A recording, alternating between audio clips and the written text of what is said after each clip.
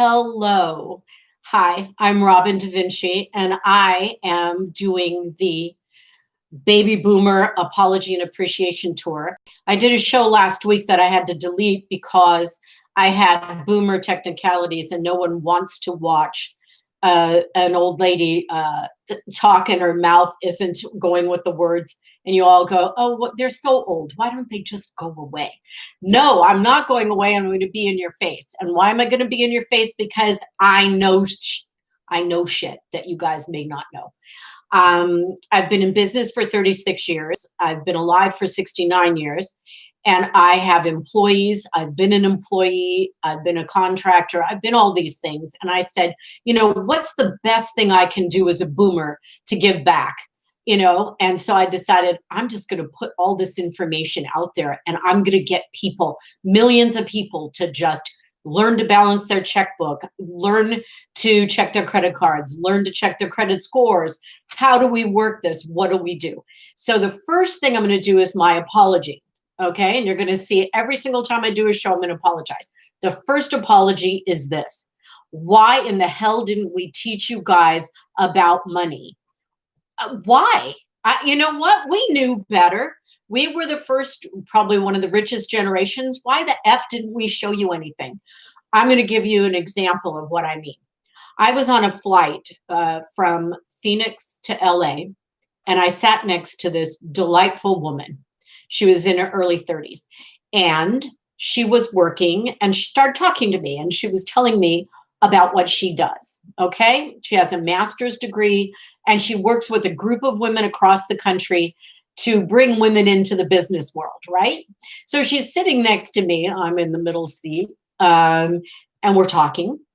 And she said, well, what do you do? Now, I don't know if she really wanted to know what I did, but she asked me, what do you do? And I said, well, I am a full charge bookkeeper. I work in accounting. I have my own business, my own accounting firm, and I'm writing a book, and I'm going to show you the book because I really want you to buy this book. You can go to my website, robindavinci.com, and pick up a copy. Honestly, if you can't afford it, let me know, but it's a good book. Okay, so what I did is I told her what my passion was about giving back, and she said, you're kidding. And I said, what? She goes, I got out of Stanford with an MBA and I don't know how to balance my checkbook. I don't know what the hell you're talking about. And I said, well, that's really strange. Why wouldn't this be part of your education? It isn't. Now, don't get me wrong. There are a few places that might take this further, do a life class. They teach you a checkbook in high school, which I'm planning to do, by the way, get a program out there for your high schoolers or your college kids. But she said, I don't know any of this. And I said, well, that is a baby boomer fault. That is our fault. We need to apologize. We should have insisted when things were getting into the schools after World War II, that there was a life class, that there was a coaching class and a cash class and all those things, and we didn't do it. So I apologize on behalf of all the boomers who wanted something done and then didn't quite get it done. This is the first and most important thing. We didn't teach future generations how to manage your cash, and certainly not how to manage your cash in a crisis. And we are currently in one of those, and people are just floundering around. Why? Not because they're not good people and not because they're not smart, but because they weren't trained. Okay, so I'm going to take the first step in my apology tour and say, teachers, I appreciate you. I'm apologizing for not giving you the tools you need to get kids on the right track about cash.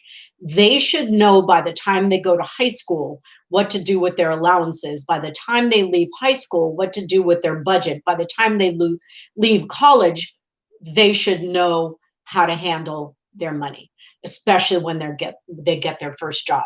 And that's one of the things I want to talk about. There is a fear factor in this country about the IRS paying your taxes and getting the most out of your paycheck and working with an HR director or going to the owner of the company and spelling things out and saying, I need to do this. So here's the scoop. The IRS, I'm going to talk about that first because a lot of you live in different states. Some don't have state tax. I'm going to address the federal government first. What the federal government wants, and please hear me clear, they want you to break even at the end of the year when you do your tax. They do not want you to owe any money, nor do they want to give you any money back. What they're expecting from you, and listen closely, is that you will have done your homework with your paycheck and your circumstances and provided your boss with the precise amount of deductions and your specifications, and that you're doing the right thing all year long, and that you are not giving them too much money or not giving them enough. So it's all predicated on this, and that's why the situation gets a little dicey. They assume when you get a paycheck that you are going to make that money all year long.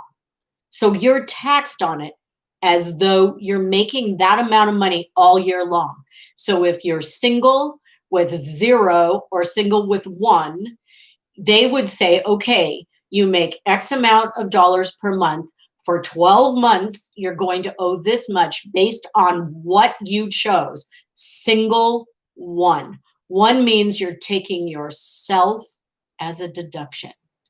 And then when you put single 1 into a calculator, it calculates what you should be paying. Now, what you have to understand is they only know what you give them, right?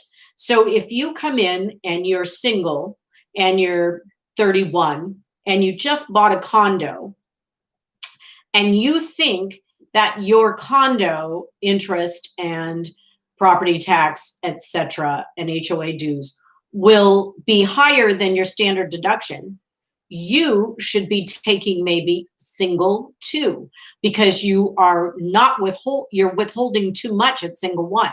So here's my suggestion. You're a W-2 employee. You're going to get a paycheck every other week, twice a month, weekly, whatever it is, that you go to something like a paychecks calculator and you put in your information and you make sure that you are not over withholding. It is okay to not get a tax refund. Understand that when you get a tax refund, that amount that you get back is money that you let the government have all year long, while you were probably charging things on a credit card because you didn't have enough cash flow.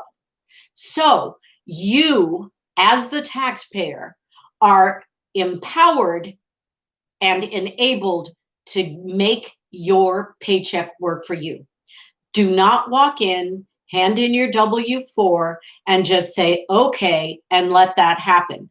Every quarter, you can reassess how much tax you've put in and how much you'll need to pay at the end of the year or get back, and adjust accordingly.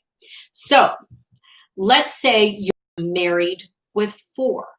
Married with 4 means that you are a married individual and you're claiming yourself, your spouse, and 2 children. Or if there's 3 children, you're married with 5.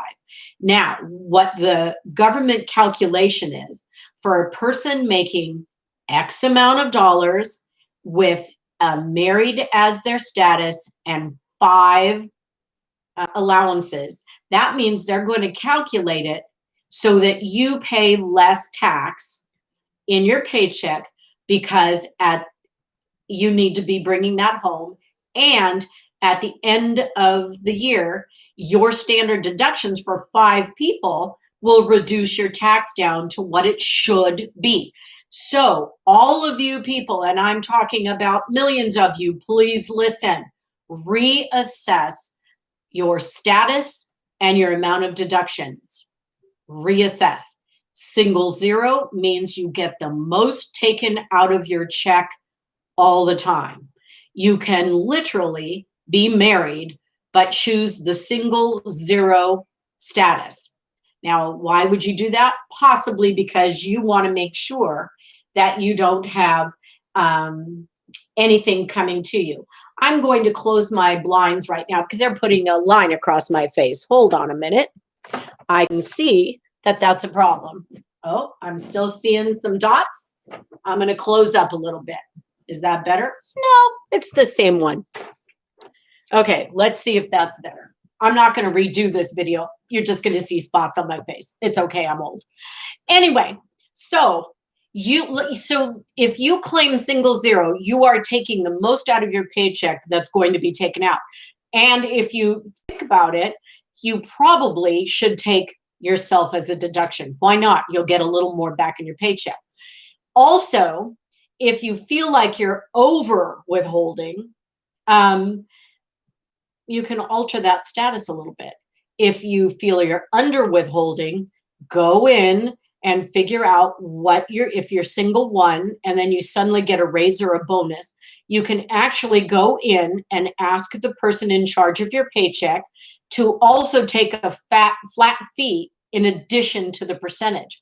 Or, and a lot of HR people don't want to do this, but it's your right to figure out your taxes and say, please take $700 every paycheck for federal flat, and you will adjust later. You do not, I repeat, you do not have to always go along with what they say. You can go in and organize your check. So the IRS is cool with that. Don't be so afraid of them. They are really just a tax organization that is looking to be sure you're paying what you're supposed to pay. Not more, not less, but the right amount. And so on the W-4, people don't even look at it. You know, it's your name and address and your social security number, and then you sign it. And then on the next page, you're supposed to say deductions, whatever. And sometimes people don't even fill that out. And so then the person that's doing your paycheck guesses for you. You don't want that. You don't want that. You take charge. And that's one of the things boomers did not do correctly. I'm going to apologize again.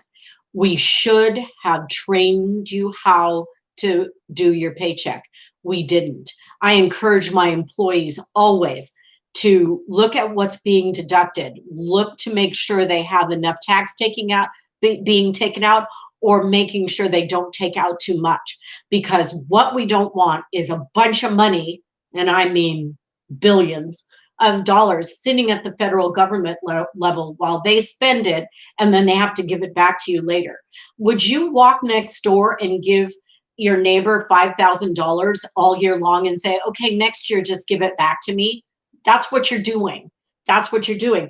And possibly you're putting other expenses on a credit card and paying 12%, 16% interest when you could have gotten that money back in your paycheck. So I don't want you to be afraid of the IRS anymore. I want you to take charge of your paycheck. This is the final quarter of the year 2020. What a year. Batshit, right? Okay, so let's say you don't want to make any moves this year. Let's say you're still afraid and you don't want to know and you don't want to say to the IRS, I'm changing my deductions, or you don't want to go in, or you're busy and it's just too much trouble. Well, stop believing it's too much trouble. This is one of the things I can't emphasize the most. You are the producer of your own life.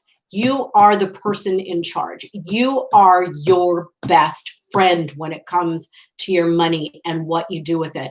You don't hand it over to someone else, put your hands over your face and say, whatever, I don't know what's going to happen. You can't do that. This is take charge. If anything has been learned about 2020 is that we have not been in charge, that a lot of our freedoms have been taken away. A lot of things that we need to do to keep our fellow man safe is outside our wheelhouse and we're complaining. But the truth is, you're not taking personal responsibility for yourself.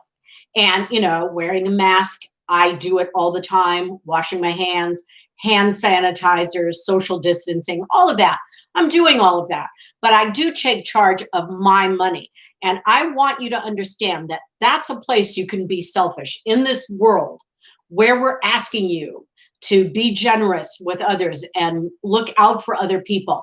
You can still be selfish about the way your paycheck is handled. You are the boss about your paycheck. You may not be the boss in the company you work for.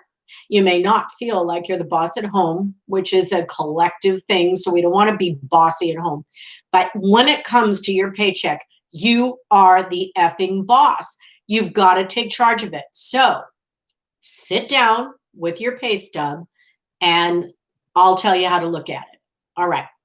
So the first thing that happens with your paycheck is that 6.2% is removed for Social Security, right? Okay. Second, 1.45% is removed from Medicare.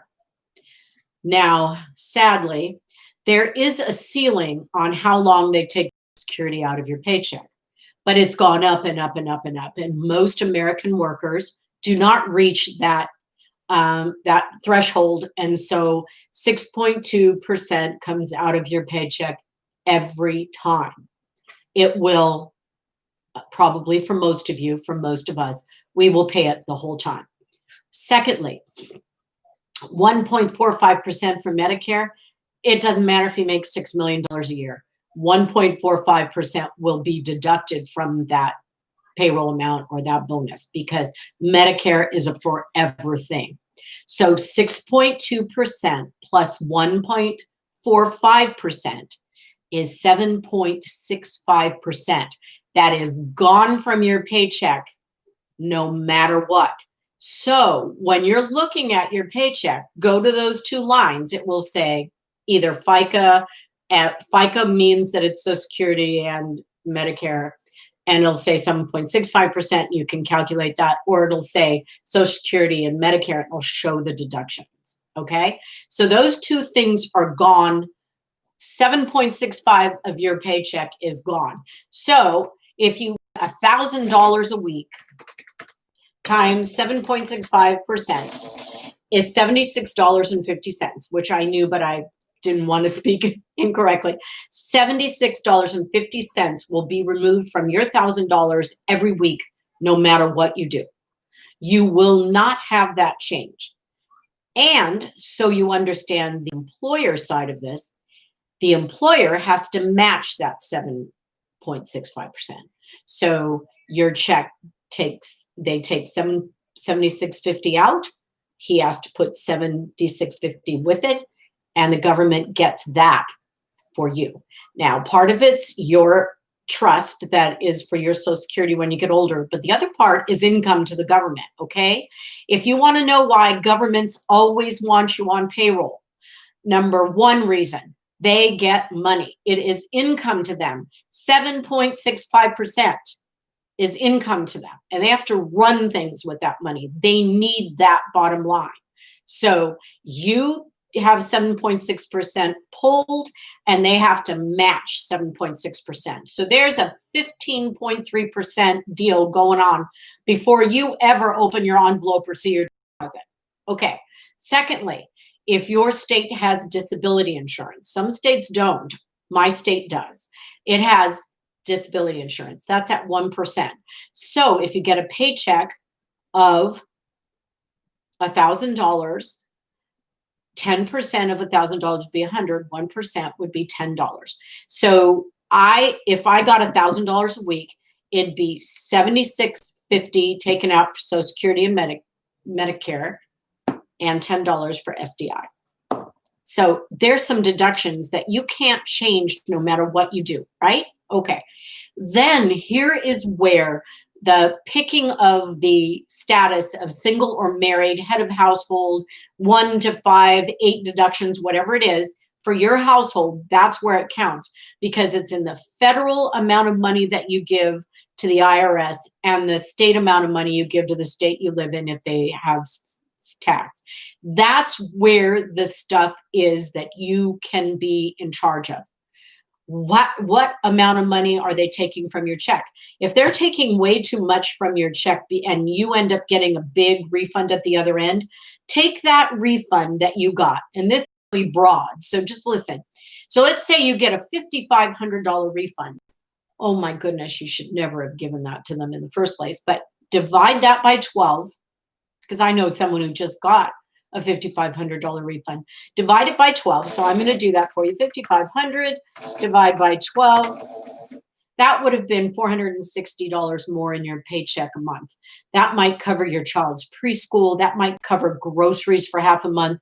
That might put gas in your car for the whole month, depending, or pay for your insurance, your renter's insurance, or pay for your auto payment. And you are giving it to the feds, and then they use it, and then you have to wait for them to give it back. Stop the nonsense. Your paycheck is your privilege and right to get in the right amount of money. So again, I'm going to encourage you, go to one of those apps that calculates paychecks, answer the questions that they're asking, put in your information, and then let them calculate it for you and see if you're in sync with your own paycheck. There is no reason on this earth that you should be giving more money than necessary to the federal from your paycheck. Now, a side note that I want to just tell people about, and I'm going to sort of remain neutral on whether you should do it or not, because I am encouraging your responsibility with your paycheck.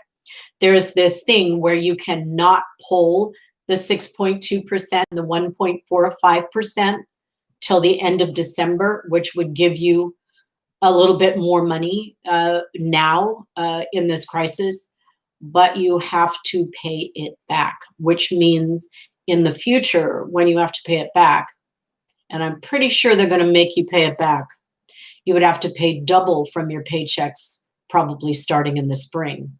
So, or maybe sooner. So what I'm saying to you is, obviously, ultimately, that is your responsibility to figure out with your spouse, your partner, by yourself, your family, whatever it is. But if you delay it now and say, I am going to opt out. Now, it's not mandatory, no, so they can't make you do it. You have to go and elicit the permission to do it. You have to go find the right person and say, I don't want the FICA withholding this time, and get the scoop on how you get back. So I'm guessing if the 6.2 and the 1.45% now is a burden, I'm guessing that it's going to be even a bigger burden if you have to pay it back double in 2021. And since 2021 is really not known to us and it might be very difficult, I'm telling you that you need to really study that and examine that. And for all of you who have, and there are millions of you, and I want to help you, and I will in every single video, I promise, for millions of you, stop saying you'll worry about it tomorrow. Stop saying that's someone else's problem. Stop saying you didn't know. Stop saying, oh, I had no idea that this was happening. That does not speak to financial intelligence at all. It says that you're afraid, and I understand. It says that you don't have the bandwidth to be bothered, and I understand, but I'm telling you, it will no longer serve you. So my lovely, lovely audience, friends, family, who's ever watching, your paycheck is your privilege to control. Absolutely. You are the one that analyzes your financial situation and then brings to your boss, your HR director, whomever's helping you, your tax person. You bring it to them and say, this is what I need and want. Now, obviously, you do it respectfully. You do your homework. You do all of your investigation. But damn it, make that paycheck be yours. make that paycheck speak to what you need. And if you're doing it for yourself and you have others that need help with it, help them out. Get that paycheck calculator. Make sure you're getting all the money that you need, your take-home money. It's called take-home pay. We've been calling it take-home pay for forever. It's called net deposit, whatever it is. Make sure that net deposit completely respects and responds to what you need in your life. Now, I know everybody needs to make more money than they're making in this day and age where prices just go up and up. My only suggestion, which will be a video later on, will be stop spending on anything you don't need until we can figure this out. So, in summary, your paycheck belongs to you. The way that it's calculated belongs to you. Don't accept that someone says, this is how it is. Investigate. I think it's really important. I think I also had this on my neck the whole time. Well, that's not very smart. See, this technological stuff, I can still screw it up even if it's me and a screen. Gee whiz. Well, that mistake I won't make next time. Anyway, I will have less glare on me and I won't have an arrow up my nose. So take charge. I'm going to tell you to take charge of a lot of things over the course of time. But in this particular case, take charge of your paycheck, please. When you get your tax return done, if it's not this year, in 2021, let the net result be 0 to the IRS and 0 back to you, because you collected all the money you should have collected your entire year of working. Okay. So if you want to see some of the forms and how to fill them out, go to robindavinci.com. I've got a bunch of stuff there. If you want to say something, please say so. If you like or subscribe, we're getting to that.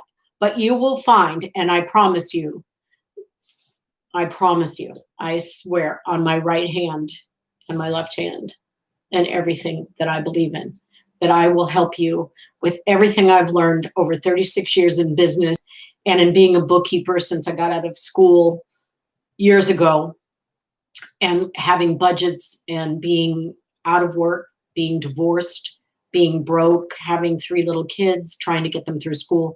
I've done all of that. So I'm not anybody sitting here with some magic formula. I've had all the hard knocks and I've figured them out and I've worked with them, and I want to work with you. If I don't give back, I can't for the life of me figure out why I'm here anymore. So I want to give back. So if you're looking at other people that are saying stuff, come to me. I've got it.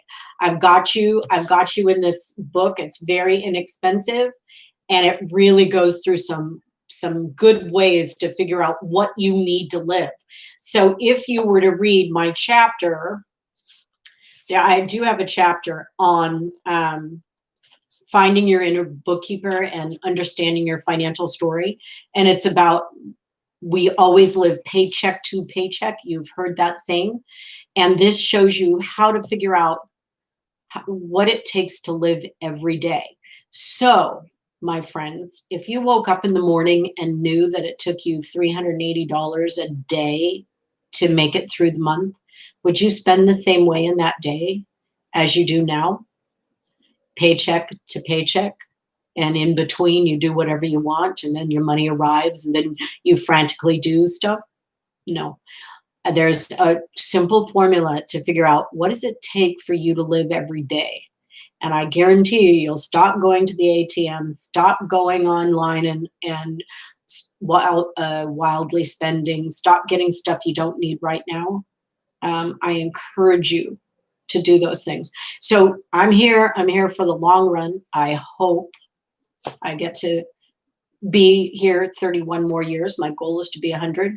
May not be talking to you when I'm 100, but I might be sitting in the corner of the room in a chair with a blanket. Count on it. Anyway, it's been a delight to talk to you today. I think my mouth is in sync with the sound, but the arrow up my nose and the lights on my face, luckily I'm not vain enough to care if you see spots on my face. Never said the boomers weren't a little nuts. Anyway, thank you so much for this one. I will be back.